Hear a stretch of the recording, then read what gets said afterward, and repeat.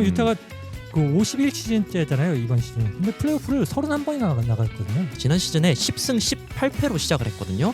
근데 그 후로 12승 2패를 했어요. 턴오버 비율이 18.3%로 32 꼴찌다 보니까 그래서 제가 이제 농담으로 얘기하는데 에인지가 유타에 독을 풀었다라고 이렇게 얘기를 하고 있어요. 아직까지 우승을 한 번도 못해서 저희는 우승에 목마르지도 않아요. 왜냐면 우승을 해본 느낌을 모르니까.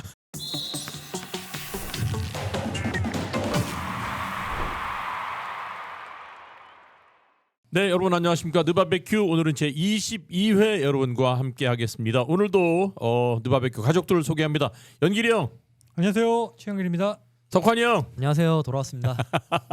자, 그리고 오늘은 또 여러분께 뉴페이스를 소개를 해드리겠습니다. 뭐 구체적인 설명은 좀 이따 드리도록 하겠습니다. 그럼 바로 소개드리죠. 닥터 와이님입니다. 어서 오십시오. 안녕하세요. 까도 내가 깐다. 다른 분들이 까는 걸 참아 볼 수 없어가지고 예. 제 새끼들 제가 이 악물고 제가 까려고 나왔습니다. 왜냐해서 닥터와이라는 닉네임으로 활동하고 있고요. 예. 그리고 유타 재즈를 응원한 지는 한 20년 정도 된 것 같습니다. 반갑습니다. 유타 재즈를 아주 잘근잘근 씹으러 오셨다는 거잖아요. 네, 그렇죠. 제가. 죽었어. 제 새끼들 제가 한번 신나게 재즈 까보도록 죽었어. 하겠습니다. 아니 그나저나 먼 데서 오셨어요? 네, 저 광주광역시에서 아침에 새벽 차 타고 이렇게 올라왔습니다. 전라남도 광주에서. 네네. 오로지 느바베큐 출연을 위해서. 그렇죠. 뜨겁게 다시 한번 박수. 반갑습니다. 이게 농구에 대한 애정이 없으면 불가능하잖아요. 맞습니다. 그렇죠? 어쨌든 진짜 먼 길 오시느라고 고생하셨습니다. 아닙니다. 예. 그래서 오늘은 유타 재즈 얘기를 해볼까 해요. 한때는 유타 재즈가 뭐 여러 명의 선수 있었지만 존 스탁턴하고 칼 말론이 있어서 국내에 꽤 많은 팬들이 있지 않았어요? 연기요? 그렇죠. 그쵸. 커뮤니티에서 유타 팬이라고 하는 사람을 저 굉장히 많이 봤고요. 그렇죠. 네. 뭐 유타 팬인데 유타에게 좋은 얘기 해줘라 뭐 이런 얘기 하는 팬들도 진짜 많이 만났거든요. 네. 옛날 얘기죠, 그거. 근데 요즘은 내가 해설을 안 하니까 그런 일 들어본 적이 오래됐습니다. 아니 그리고 꼭 해설 아니라고 하더라도 유타의 존재가 옛날 같지 않아요, 그렇죠? 그렇죠. 옛날에는 해외에서도 심지어 유타 재즈 팬들이 정말 많았었어요. 그리고 세계 지도자들이 그 스탁튼과 말론의 피켄롤 공격을 보면서 그러면서 많이 배우고 어떻게 하면 피켄롤을 정말 효율적으로 사용할 수 있을까 이런 공부를 정말 많이 했었는데 거의 교본이었잖아요. 맞아요. 그쵸? 교과서였죠. 그런데 지금의 유타 재즈는 항상 그 서부에서 하위권을 유지하는 팀 이렇게 좀 박혀 있어서 어떤 면으로서는 좀 아쉽긴 해요. 그 유타 재즈가 예전에는 왕조 느낌은 아니었어도 계속 위에서 그리고 오랫동안 스탁튼과 말론이 거의 20년간의 콤비를 자랑하면서 좋은 모습을 보여줬는데 지금은 그 느낌이 안 나서 좀 아쉽죠. 존재감이 거의 없어졌어요. 네, 그렇다고 그쵸? 저는 생각을 해요. 그리고 네. 미국 지역 내에도 유타라는 지역이 좀 특이한 동네 아닙니까? 유타주가 그 몰몬교들이 많이 그쵸. 사는 곳이고, 맞아요. 솔트레이크 시티가 미국에서 그 도시로 따졌을 때 백인 인구 비율이 가장 높은 곳이거든요. 그래서 관중석 보면 흑인이 거의 없어요. 백인이 제일 많은 도시고 시장 규모로 봤을 때 유타가 인구수가 제일 작은 도시입니다. 123만 명이라서 뉴욕이 한 2천만 명 되거든요. 예, 6% 정도 되는 28개 시장이 있는데 그중에 23위 TV 마켓으로 23위 그리고 인구수로 28위니까 정말 작은 마켓이죠. 예. 도저히 뭐 빅마켓하고는 단순 비교할 수가 없을 정도 수준이네요. 그렇습니다. 그렇죠? 근데 대신 유타주에서 사실 프로 팀이 많지 않잖아요. 그래서 절대적인 사랑을 받을 수 있는 그런 또, 그렇지. 네, 그런 게 있죠. 아니 닥터 와이님, 네. 자 지금 까봅시다. 왜 이렇게 된 거예요, 유타 재즈는? 지금까지 그래도 좀 최근에 이제 많이 좀 하위권을 유지를 하고 있다고는 하는데 그래서 사실 그렇게 오래되지는 않았습니다. 네. 왜냐면 이제 칼 말론, 존 스탁턴 씨들 이후로 해서도 꾸준한 이렇게 슈퍼스타들이 많이 나왔었거든요. 데런 윌리엄스나 칼로스 부저, 그다음에 이제 최근에 도노반 미첼과 루드 고베어까지 해가지고 하는데 사실 지금 이 3년이 너무 임팩트가 커요. 차차 말씀드리겠지만 너무 사실 그 이도저도 아닌 지금 행보를 보이고 있기 때문에 조금 그 NBA 팬들 사이에서도 설랑설레가 좀 많은 정도로 지금 이렇게 그렇게 돼서 이런 상황이 있게 된 것 같습니다. 유타가 팀이 74년에 창단됐죠? 그렇죠. 그때는 올해 50년? 뉴올리언스가 바로 재즈의 발상지라서 맞아요. 이 재즈라는 이름을 했고 유타와 사실 재즈가 안 어울리지만은 유타 재즈라는 이름을 유지하고 있어요. 근데 이 알렉산더 울프라는 그 유명한 그 SI의 그 에디터가 쓴 책 중에 그 100 Years of Hoop이라는 게 있거든요. 거기 보면 소개하는 게 미식 축구는 음악으로 비하면은 오케스트라, 야구는 체인버 음악이면은 농구는 재즈다. 재즈다. 왜냐하면 굉장히 자유분방하고 창의성이 그렇죠. 중요시되기 때문에 재즈다 했는데 그 이름에 가장 잘 맞는 구단이 저는 유타 재즈라고 생각을 합니다. 근데 지금 유타는 왜 그러는 거예요, 조현? 이뭐 리빌딩 시간입니까? 뭡니까 그렇죠? 지금? 리빌딩 시장이 지금 시간이라고 봐야 되겠죠. 네. 케니인지 사장이 와가지고 도노반 미첼과 루디 고베어를 트레이드를 했기 때문에 지명권도 지금 많이 갖고 있죠. 다음 시즌에도 네. 세 장, 그 다음 시즌에도 갖고 있기 때문에 제가 볼 때는 리빌딩을 하고 있다고 보여집니다. 아무래도 작은 시장의 단점이 그거죠. FA 거물을 영입하기가 쉽지 않아요. 맞아. 유타가 역사적으로 봐도 FA 거물급이라고 영입한 게 카를로스 부저인데 카를로스 부저도 당시에 또 뭐 엄청난 뭐 FA 그렇죠. 최대어는 아니었거든요. 사실 유타 그런 걸, 와가지고 좀 뜬 거지. 그런 걸 보면은 결국은 유타라는 팀을 리빌딩 하려면은 FA를 통해서는 못하고 지명권을 통해서 데리고 오거나 아니면 유망주로 다른 팀에서는 잘 못했지만은 우리 팀에 와서 잘할 수 있는 선수들 이런 선수를 데리고 와야 되기 때문에 그 과정이라고 볼 수 있을 것 같습니다. 말은 그렇게 해도 그것 자체가 굉장히 어려운 일이잖아요. 그렇죠. 어려운 일이죠. 근데 그 어려운 일을 잘하는 구단이 또 유타하고 인디애나 뭐 이런 팀이라고 봐요. 왜냐면 유타가 그 51 시즌째잖아요 이번 시즌이. 근데 플레이오프를 31번이나 나갔거든요. 그러니까 구단 운영을 그만큼 잘해왔다라고 보는 거죠. 구단 역사상 챔피언에 오른 적은 한 번도 없죠. 한 번도 없습니다. 준우승만 2번을 했었죠. 준우승만 2번. 석환이 볼 때는 어떻습니까? 현재 유타는 왜 그럴까요? 현재 유타는 일단 재료 문제라고 저는 일단은 생각을 하는데 그 와중에 감독 윌 하디의 칭찬을 정말 많이 가져왔는데 오늘 경기 좀 아쉬운 타이밍에 그 작전 타임이 불리는 바람에 레이커스한테 좀 졌거든요. 윌 하디 그 애매한 콜 때문에. 그래서 윌 하디를 얼만큼 칭찬할 수 있을지 정확히 그건 아니고 윌 하디의 칭찬을 좀 많이 준비해 왔어요. 재즈가 본인이 수습을 못하는데 지금. 자 해주세요.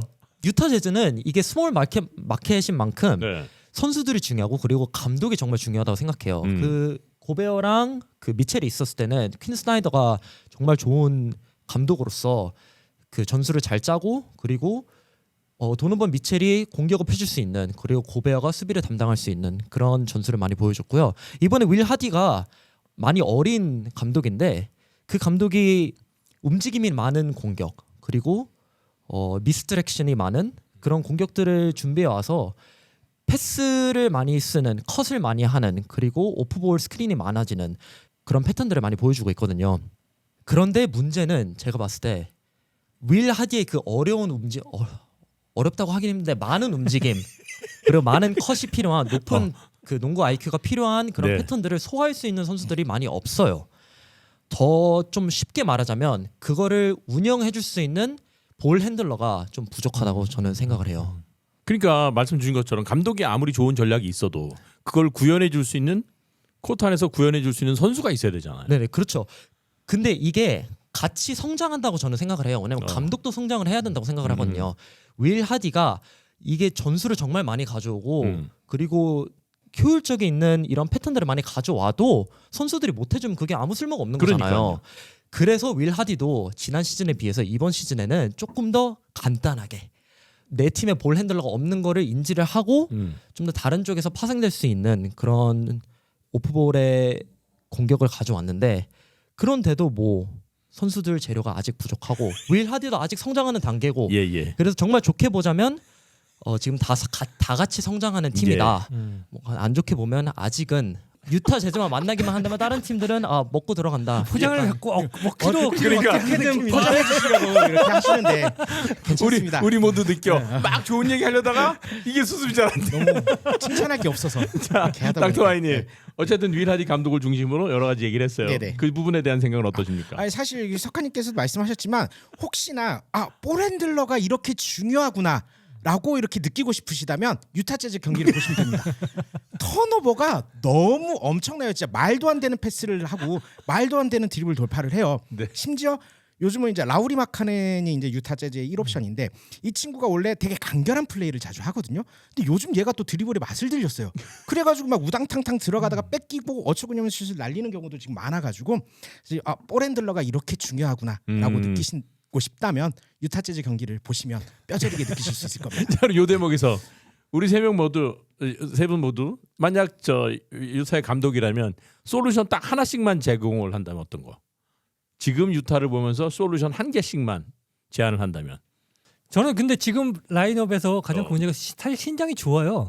워커 캐슬러도 2m 16이고 마카넨도 2m 11에 존 콜린스 2m 6cm. 사실 요즘 메타에 좀 안 맞을 정도로 상당히 큰 라인업인데도 불구하고 사실 리바운드가 엄청나게 강하지도 않고 골밑 득점이 엄청나게 강하지도 않고 이렇거든요. 나중에 기록으로 얘기를 할 수도 있겠지만은 제가 볼 때는 조금 지금 그 구시대적인 라인업이잖아요. 지금 파워포드, 스몰포드, 센터 뭐 그리고 가드 이렇게 하는데 그거보다는 파워포드를 하나 존 콜린스를 어떻게든 정리를 하고 마카넨을 그냥 4번으로 쓰고 핸들러를 하나 더 넣는 방법을 쓰는 게 어떨까 하는 전 생각이 들거든요. 오케이 좋습니다. 자 닥터 와이님. 사실 저도 이제 그 루디 고베어 시절부터 저희 유타 팬들이 모두 외쳤는데 마이크 콘리의 후계자가 와야 된다. 이 팀은 볼 핸들러가 정말 중요한 그 팀이어가지고 지금까지도 꾸준히 존 스탁턴 그리고 데런 윌리엄스까지 볼 핸들러가 항상 좋았었거든요. 그래서 이제 그런 선수들을 많이 시도를 해요. 유타에서 조던 클락슨 같은 애들까지 볼 핸들러를 시키거든요. 그러다 보니까 어시스트는 늘어나는데 어시스트와 턴오버 숫자가 거의 비슷해요. 그래서 사실 딱 하나의 솔루션을 주자면 저는 단원 볼 핸들러의 영입이 가장 중요하다고 생각합니다. 그 콜리어는 어떻게 생각하세요? 콜리어. 지금 저는 아이지아 콜리어를 너무 좋게 보고 있어요. 사실 이 선수가 아직 만들어지지 않았고 슛도 흥경판 없고 그리고 턴오버도 많거든요. 하지만 그 빅맨을 살리는 패스라든지 그리고 좀 자기가 돌파해가지고 빼내는 능력은 아직 좀 있다고 생각을 해서 조금 잠재력 있게 좀 지켜보고 싶은 선수입니다. 감독도 볼 핸들러의 어떤 그 아쉬움을 알고 있을 거 아니에요. 당연히 알겠죠. 모두가 그죠. 알겠죠. 자 석환님. 당연히 알겠죠. 그래서 저도 볼 핸들러가 당연히 그 보충을 해야 된다고 하는 부분인데 이게 지난 시즌에 그 성적을 보면 좀 알 수 있어요. 지난 시즌에 10승 18패로 시작을 했거든요. 근데 그 후로 12승 2패를 했어요. 14경기 동안. 근데 그때 이제 가장 달라진 게 크게 보이는 게 뭐였냐면 크리스턴이 주전 포인트 가드로 들어와요. 크리스턴이 이게 좀 농구를 가볍게 보는 사람들한테는 좀 어색하고 흔한 이름이 아닐 수도 있는데 확실한 플로어 제너럴이에요. 위아래가 조금 심하고 그리고 못해줄 때도 당연히 있지만 그렇게 슈퍼스타까지는 전혀 아니지만 크리스턴이 잘해주는 게 기본을 정말 잘해줘요. 그게 뭐냐면 제가 아까 전에 말했듯이 윌 하디볼은 미스디렉션이 많고 컷이 많고 움직임, 오프볼 움직임이 정말 많은 그런 패턴인 그런 전술들인데 크리스턴이 왼쪽에서 일어나는 그런 움직임이 있고 근데 그게 디코의 움직임이에요. 그래서 오른쪽을 위한 디코의 움직이면 크리스턴은 진짜 왼쪽으로 가서 이게 정말 진짜 움직임이다, 진짜 패턴이다라는 그런 미스디렉션은 정말 잘해요. 그러니까 할리버튼 같이 약간 대놓고 노룩 패스를 그렇게 뿌려주는 게 아니라 직접 움직이면서 몸을 완전히 틀면서 그런 공격을 셋업하는 게 그걸 정말 잘해줬거든요. 이게 기본적인 거예요. 간단한 움직임들 한 발자국만 더 가도 되고 심지어 반 발자국만 더 가도 되는 건데 수비는 그거를 보고 반응을 하거든요. 그러면서 반대쪽에 있는 공격을 이렇게 풀어주고요. 크리스턴이 스타팅 라인업에 들어오자마자 바로 10어시스트, 13어시스트 그리고 6어시스트를 해줬어요. 공격을 읽을 줄 알고 그 다음에 농구의 플로어를 읽을 줄 알고 디코의 액션을 셋업한다는 게 이게 플로어 제너럴이 꼭 해줘야 되는 건데 지금으로서는 유타 재즈에서 그거를 크리스턴이 작년에 했던 만큼 해줄 수 있는 선수가 없어서 효율적이지 않은 농구를 하고 있지 않을까 싶어요. 또 크리스턴이 지금 LA 클리퍼스 가가지고 LA 클리퍼스 팬들이 정말 사랑을 많이 받고 있거든요. 저도 가장 아쉬웠던 게 크리스턴의 이적이었어요. 저번 그 오프 시즌 때. 근데 지금 말씀해주신 그 부분이 쉽게 해결될 부분은 아니잖아요. 이건 본능적인 거예요. 그래서 쉽게 해결될 건 전혀 아니고 차라리 그렇게 크리스턴 같이 플로어 제너를 해줄 수 있는 선수를 데려와 줘야 되는데 그런 선수가 또 잘 팔리고 팀이 많이 갖고 싶어하는 선수들이라서 이런 F에서 데려오기 좀 힘들어요. 아무리 슈퍼스타가 아니더라도 그런 선수 데려오기 되게 힘들어요. 특히 유타 재즈 같이 좀 스몰 마켓인 그럼 곳에서는요. 당장에 나아질 걸 기대할 수는 없겠네요. 그래서 콜리어가 약간 기대되는 게 콜리어가 그런 선수로 약간 성장할 수 있는 모습을 좀 보여주긴 했었어요. 이번 시즌에. 근데 아직은 루키고 아직은 어리고 어리니까 1학년 마치고 들어왔고 사이즈도 괜찮고 이 선수 팔 짧은 거 외에는 뭐 가능성은 있어요? 가능성 한때는 이 선수가 그 시즌 초반에는 그 드래프트 랭킹 1위였어요. 잠재력 있는 선수예요. 뭐 어떻게 될지 모릅니다. 사실 유타가 이번에 자체 픽 빼고는 다 드래프트를 잘해가지고 2라운드에서도 좋은 선수 뽑았고 그다음에 그 아이지아 콜리어도 되게 낮은 순으로 뽑았거든요. 29번인가 30번으로 뽑았는데 굉장히 좋은 선수 저는 뽑았다고 생각해요. 감독이 좀 쉽게 가야 되겠다. 쉽게 가야죠. 그래서 그죠. 근데 감독도 성장하는 중이라 같이 맞춰가는 중이라고 생각을 해요. 네. 보는 사람은 속 터지지. 근데 그 선수 성장하는 것도 보기 힘들어 죽겠는데 지금 감독 성장까지 같이 봐야 된단 말이에요, 지금? 닥터와이님이 그 어시스트 대해서 얘기해 주셨는데 어시스트가 리그 17위예요. 유타 재즈가. 그게 성적치고는 굉장히 높은 수치거든요. 그렇죠. 근데 제 생각에는 이 수치가 훨씬 더 높아야 돼요. 왜냐면 윌 하디 볼을 보면요, 어시스트가 무조건 나올 수밖에 없는 그런 전술들이에요.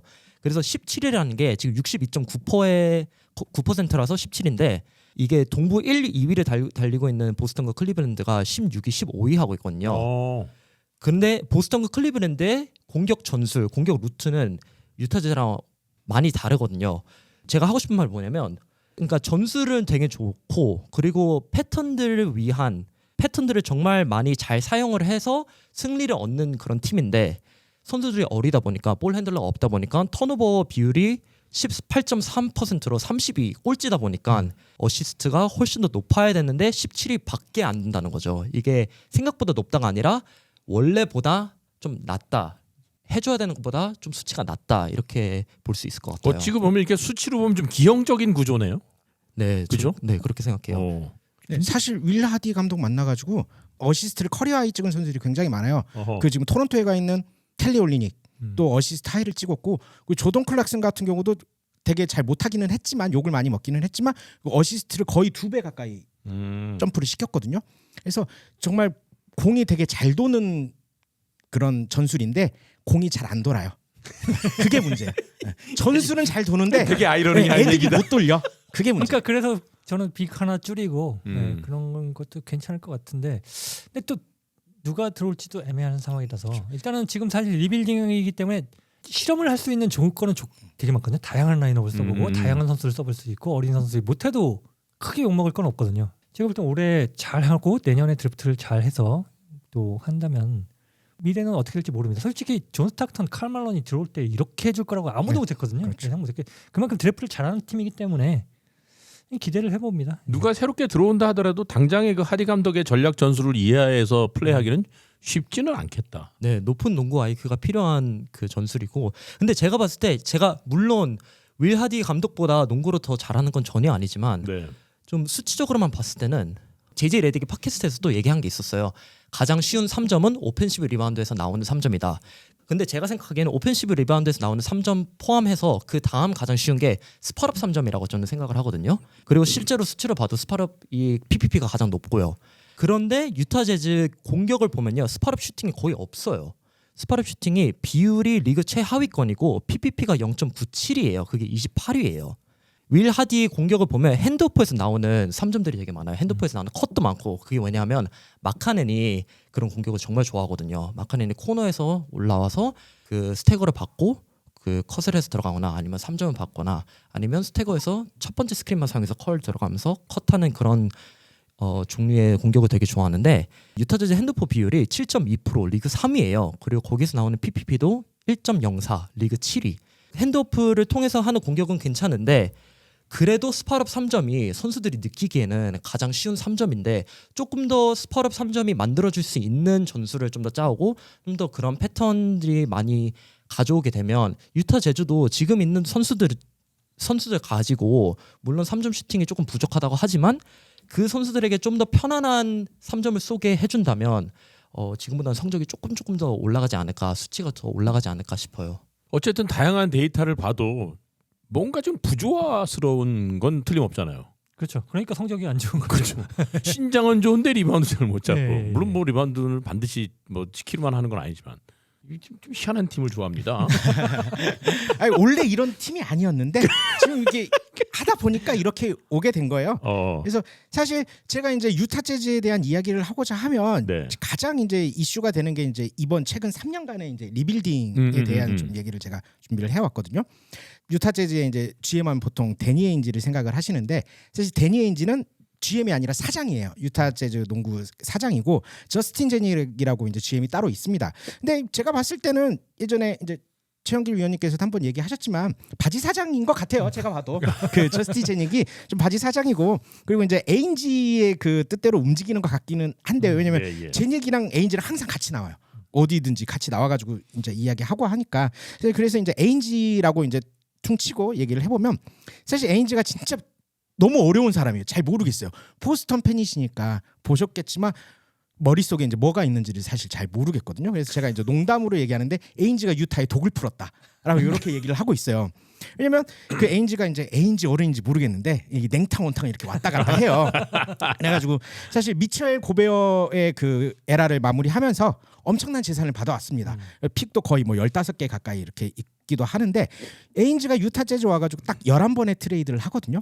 근데 지금 와서 생각해보면 가장 실패했다고 생각한 트레이드가 제가 봤을 때 이제 반더빌트랑 콘리 트레이드인데 이것도 지금 생각해보면 되게 나쁘지 않은 것 같아요. 반더빌트는 뭐 아예 볼 수도 없고 지금 아파가지고 그런데 오프 시즌을 이렇게 잘 보내고 시즌이 들어가면 어버버버 하고 있단 말이에요. 그래서 이제 저번에 이제 프리뷰 할 때도 저랑 이제 헤어스타일이 좀 비슷하신 염영근 기자님께서도 이야기하셨는데 이게 유타가 미첼 시대를 마무리하고 지난 2년간 이제 이기지도 지지도 않는 그런 어중간한 성적을 내고 있거든요. 이 부분이 유타 팬들 사이에서도 이제 가장 큰 불만이라고 생각을 해요. 왜냐면 이기려면 이기고 아니면 탱킹을 하겠다 싶으면 계속 져야 되는데 한참 이기고 있어요. 이기고 있다가 데드라인 이후에 다 팔아버리고 그리고 이제 성적을 내리거든요. 그래가지고 이제 실제로 고베어 미첼 정리하고 첫 해가 웬바냐만 드래프트거든요. 근데 이제 당연히 이 팀은 웬바냐만을 노리겠구나 이런 생각을 하겠죠. 그런데 예상과는 다르게 이제 마카넨도 아마 자기가 이렇게 성장할 거라고 생각 못했을 거예요. 올스타까지 이렇게 되고 올리닉 등이 활약을 하면서 10승 3패로 시작을 하고 그리고 이제 서부 1위도 잠깐 하면서 이제 올스타전까지 플레이오프를 도전할 만한 성적을 내거든요. 그러면 여기서 사실 제가 에인지가 오판을 했다고 생각을 하는 게 유타가 이제 또 프리뷰 때 자체 픽이 없다고 하셨는데 자체 픽은 있어요. 문제는 팀의 레전드이자 충성심을 보여줘가지고 다시 돌아오기까지 했던 페이버스를 팔아버리고 OKC에게 이제 보내면서 준 픽이 보호 픽이에요. 근데 그 보호 픽이 좀 빡세게 걸려 있거든요. 23년에서 25년까지는 10번 보호 픽이고 그리고 이제 다다음 시즌 26년에 8번 보호 픽이 걸려 있어요. 그러니까 플레이오프를 진출을 하게 되면 이 픽을 못 쓰는 거야. 그래서 이제 팀은 잘 나가고 있고 또 근데 자체 픽은 쓰고 싶어. 그럴 때 이제 사실 에인지가 선택할 수 있는 그런 시나리오가 저는 크게 세 가지였다고 생각을 해요. 첫 번째는 바로 이제 정리를 해버리고 탱킹하는 거. 근데 이러면 사실 금 매물을 내놔야 되잖아요. 그러면 막 우리 부동산에서도 저 집 귀신 들었나? 막 살인 사건 일어난 집 아니야? 막 그러면서 너네 급하니까 내가 사줄게. 근데 조금만 싸게 해줘. 이렇게 할 수 있단 말이에요. 그러다 보니까 이제 파는 선수들의 제값을 받지는 못할 가능성이 커요.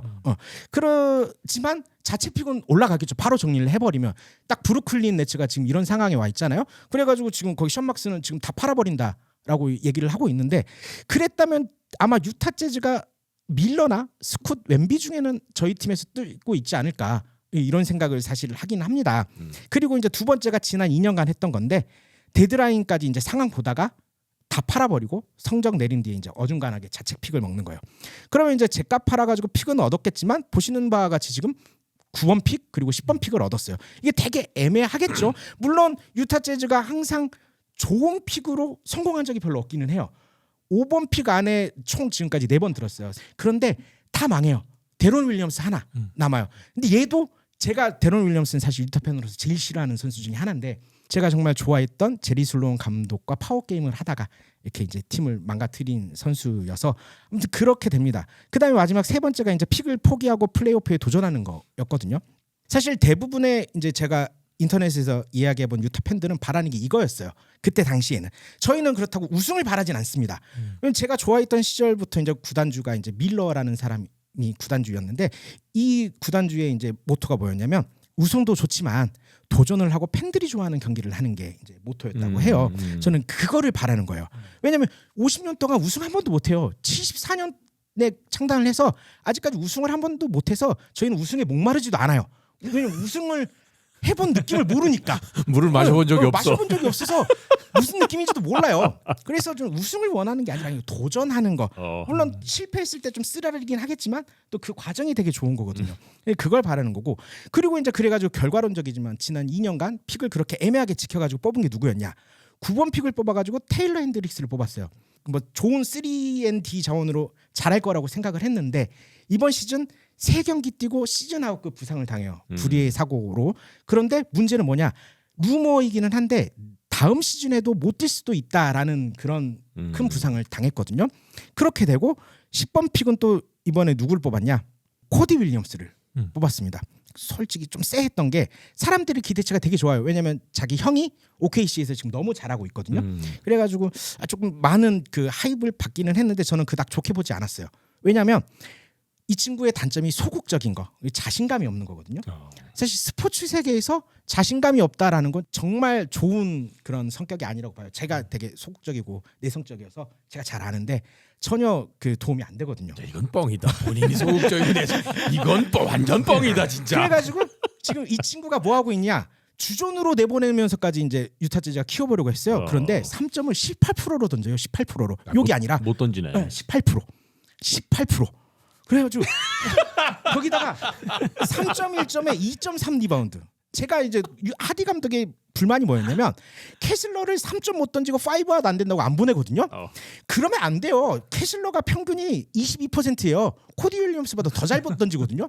그래가지고 지금 이제 G리그가 가가지고 지금 좀 쉬고 있는데 요즘 잘 사는지는 모르겠습니다. 석점 몇 프로? 몇 퍼센트? 18%. 18%. 에이 왜 또 해필 18이야? 그래가지고 어쨌든 제가 이제 이렇게 플레이오프 도전하고 했다면 사실 지금 2라운드에 이제 되게 잘 뽑은 카이 필리포스키 같은 선수를 못 뽑았을 수도 있어요. 왜냐하면 트레이드로 해가지고 이제 얻은 선수기 때문에.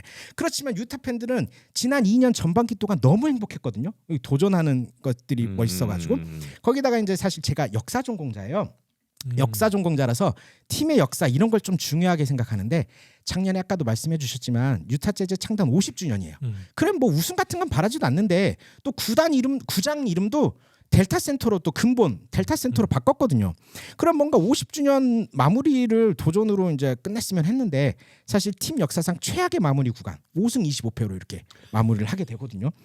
그러고 이제 또 이제 저희가 팀 성적이 잘 안 나올 거니까 25년, 26년 뭐 픽도 지키겠죠. 잘하고 있는 것 같아요. 대놓고 이렇게 탱킹하고 오늘도 막 인터넷에서 난리가 났죠. 윌 하디가 승부 조작한다. 뭐 이렇게 난리가 났는데 사실 그 탱킹을 하고 있으니까 괜찮다고 보는데 또 이번 올해도 또 쎄한 게 예상치 못했던 팀들이 동부 서부에서 하나씩 나와가지고 앞길을 가로막아요. 필라델피아 뭐 하고 있는지 모르겠어요. 빨리 여기 자리가 아닌데 올라가셔야 돼요. 필라델피아는 올라가셔야 돼요. 좀 올라가시고 올라가야 돼요도 아니야. 올라가셔야 돼요. 저희 앞길을 막지 말아주셨으면 좋겠습니다. 사실 3-3-1-1 뽑았잖아요. 필라델피아가 더 프로세스 하면서. 근데 또 1번 픽 노리는 건 좀 양심 없지 않는 일이 아닌가. 저는 그렇게 생각하고 있습니다. 예. 네. 아니 근데 제가 쭉 설명을 들으면서 느낀 점은 우리가 이제 게스트 분들을 모시잖아요. 말씀을 왜 이렇게들 잘하셔? 이게 자기가 좋아하는 팀 얘기니까 이게 막 좀 엄청 튀는 흥분했어요. 거예요. 방언이 터지는 네, 거죠. 네. 그리고 어디 가서도 NBA 얘기를 이렇게 할 수 있는 데가 없는 거지. 맞아요. 저 지금 이게 거의 군대에서 이후 처음인 것 같아요. 20년 만에 NBA라는 말을 꺼내본 적이 굶었네. 너무 지금 행복합니다 지금. 근데 지금 닥터 Y잖아요. 왜 유타 재즈를 좋아해가지고 이 고생이야? Y. 그러게요. 왜 그랬는지 모르겠. 사실 요거는 이제 좀 이따가 또 얘기를 드릴 거예요. 제가. 근데 제가 이제 성실한 사람들을 좋아하다 보니까 여기 또 이렇게 유타 재즈에 되게 성실하신 분들이 두 분이 계셨어요. 그래서 그분을 따라서 어떻게 정착을 하게 돼가지고 제가 이 모양 인꼴로 살고 있습니다. 이 모양 인꼴. 하여튼 쭉 얘기를 들으셨어요. 들으신 소감은 우리 저 연길이 형. 하나 궁금한 게 네. 그 데런 윌리엄스를 싫어하신다고 하셨는데 네네. 그때 만약에 크리스 폴을 뽑았으면 어땠을까요? 크리스 폴을 뽑았으면 근데 사실 그 제리 슬로원 감독이 데런 윌리엄스를 굉장히 원했다고 들었어요. 맞아요. 그래서 사실 저는 그 보여줬던 거는 만족을 해요. 근데 마무리가 너무 안 좋았고 사실 그리고 나서 이제 제리 슬로원 감독이 아프시고 그리고 이제 돌아가시다 보니까 좀 그랬던 거지. 애증이 좀 있는 거긴 하고요. 그리고 크리스 폴이 왔어도 그래도 제리 슬로원이 알아서 잘 만들었을 것 같기는 해요. 자 석환이 형은. 전 궁금한 게 있는데 네. 그 워커 캐슬러가 좀 이제 많이 안 뛰어서 아쉽다고 하셨잖아요. 워커 캐슬러가 혹시 화이트사이드급이라 생각하시나 아니면 고베어급이라 생각하시나요? 이게 무슨 말이냐면 화이트사이드는 블럭 수치가 굉장히 높아요. 근데 골밑 수비를 블럭 수치만큼 잘하는 선수가 전혀 아니었거든요. 근데 반대로 고베어는 이게 지금 타겟팅을 많이 받고 그리고 수비의 모든 거를 다 약간 전담하는 선수인데 그 이유가 유타 재즈에 있었을 때 그 가드랑 윙 수비가 전부 너무 안 좋아서 고베어가 그 모든 수비 전담 마크를 한 그런 선수였거든요. 캐슬러가 간 길이 화이트사이드 길인지 아니면 고베어 길인지 그게 되게 궁금해요. 사실 제가 캐슬러를 굉장히 애정하는 입장에서 화이트 사이드 갔다 그러면 조금 자존심 상하고 그렇다고 고베어급이냐라고 하기에도 조금 그러기는 해. 아직 보여줄 일들이 너무 많이 남았기 때문에 그렇기는 하지만 유타가 지금 수비가 이렇게 엉망이긴 하지만 그 와중에서 캐슬러가 있고 없고에 따라서 유타가 굉장히 달라요. 수치가 그 눈에 보일 정도로 그렇게 굉장히 다른 선수이기 때문에 골밑 수비도 괜찮고 오늘도 갈매기 굉장히 잘 막았어요. 물론 갈매기가 막는다고 막아지는 선수는 아니지만 그래서 나쁘지 않게 좀 잘 막았다고 생각을 하고 그렇다고 다른 그 AD급의 그 퍼리미터 수비까지 되는 선수는 아니지만 골밑 수비 하나는 그래도 믿고 맡겨도 되는 정도라고 저는 생각을 하고 있습니다. 저희가 이제 유타 재즈 얘기를 하다 보니까 별로 긍정적인 얘기도 있긴 하지만 전 들으면서 그런 생각이 들었어요. 물음표와 느낌표가 함께 있는 팀. 괜찮다? 이상하다? 공존을 하는 팀 같아요. 어쨌든 유타와 관련된 얘기 뭐 마지막으로 또 하고 싶은 얘기 있으시면 좀 전해주시죠. 유타라는 도시는 미국에서도 참 특이한 동네거든요. 네네. 유타라는 주는 그 몰몬교들이 많이 살고 있기 때문에 그 약간 좀 미국 내에서도 특이한 지역으로 봅니다. 홀리한 도시예요. 네.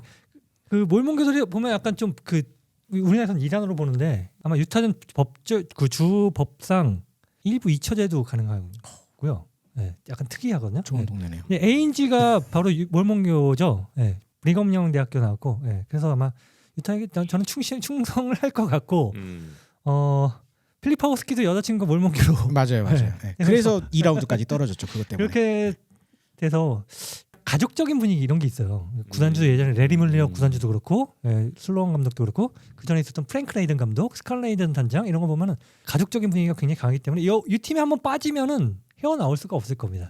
팬들도 마찬가지고 닥터 와이님처럼 선수들도 마찬가지고 그렇기 때문에 묘한 매력 있는 팀이라서 저는 만약에 그 NBA 처음 보고 싶다 유타라는 팀도 응원할 만한 팀이다라고 추천을 하고 싶어요. 오케이 좋습니다. 예, 석가님.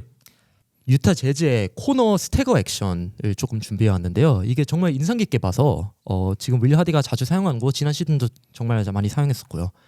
여기 위에는 이거는 보통 허브라고 하는데 슈팅이 가능한 빅맨이 일단 공을 여기서 가지고 있어요. 그래서 보통 스태거 액션이 여기 코너에 있는 선수가 이렇게 올라오면서 여기서 핸드오프를 받고 투맨 게임을 하든지 아니면 여기서 3점을 받고 3점을 쏘든지 그런 액션이에요. 근데 여기서 한 번 꼬아서 이 선수가 올라오면서 이 첫 번째 스크린을 타고 두 번째 스크린 올라오지 않고 여기서 컬을 해요. 그러면 여기 바로 컷 이게 나오겠죠? 이게 마켓님이 정말 좋아하는 패턴입니다.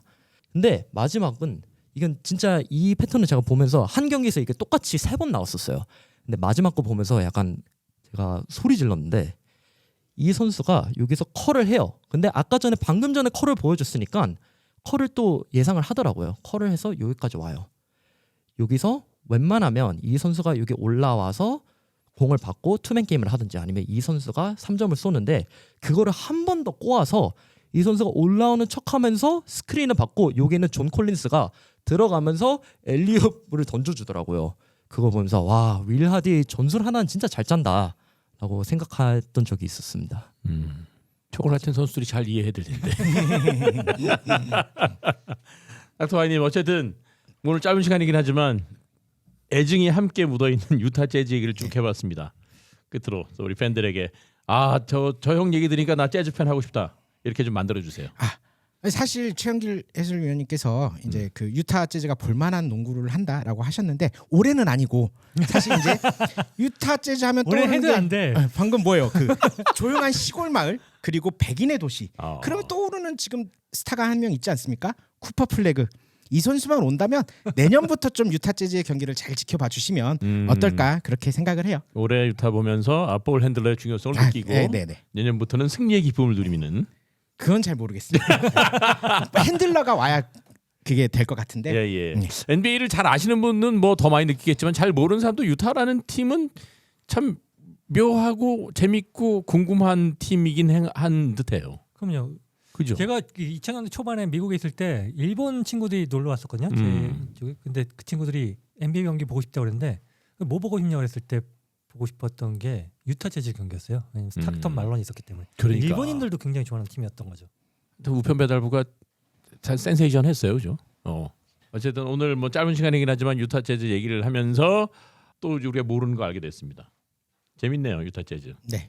닥터 와이가 왜 유타를 좋아하는지 어쨌든 오늘 유타 재즈와 관련된 얘기했고 다음 시간에도 또 재미있는 소재로 여러분과 함께하도록 하겠습니다. 누바베큐 22회 마치겠습니다. 고맙습니다.